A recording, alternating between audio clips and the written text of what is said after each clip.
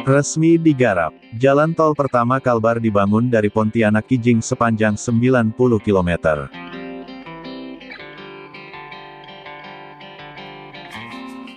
Kementerian Pekerjaan Umum dan Perumahan Rakyat, PUPR, tengah merencanakan proyek jalan tol Pontianak Pelabuhan Kijing di Provinsi Kalimantan Barat.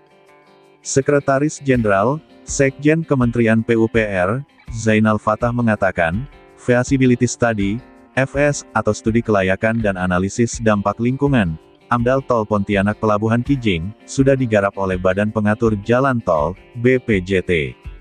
Untuk Tol Pontianak Pelabuhan Kijing, kami memastikan bahwa, FS dan AMDAL-nya sudah dikerjakan di BPJT, ucap Zainal Fatah, saat ditemui usai rapat kerja Komisi V DPR RI di Gedung DPR RI, Jakarta, Kamis tanggal 18 Januari tahun 2024.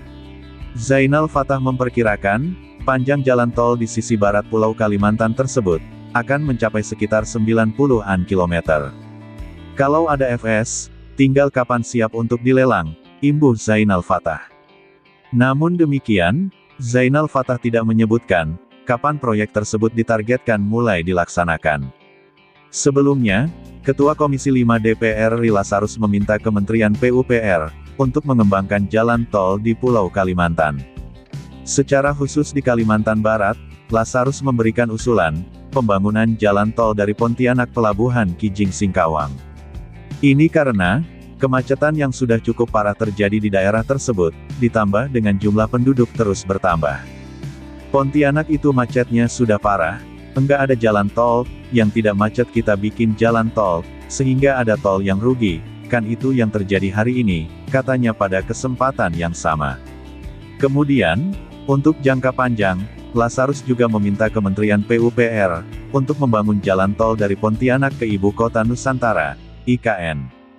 Kalau dalam waktu panjang, ya kita mesti bikin dari timur ke barat, dari Pontianak menuju ke Balikpapan, menuju ke IKN, itu kita bisa bangun jalan tol, ujar Lazarus.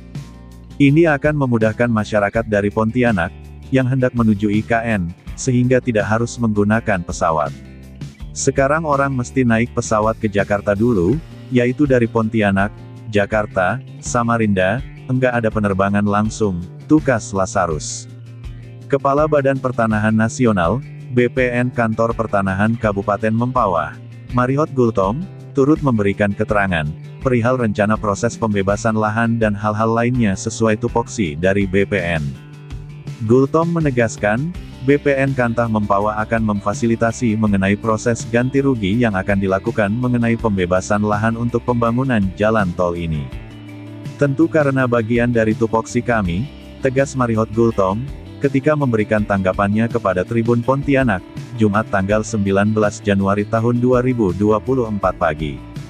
Marihot Gultom mengatakan, terkait rencana pembangunan jalan tol Pontianak Pelabuhan Kijing Kantah Mempawah, sesuai kewenangan sampai saat ini baru mengeluarkan pertimbangan teknis pertanahan.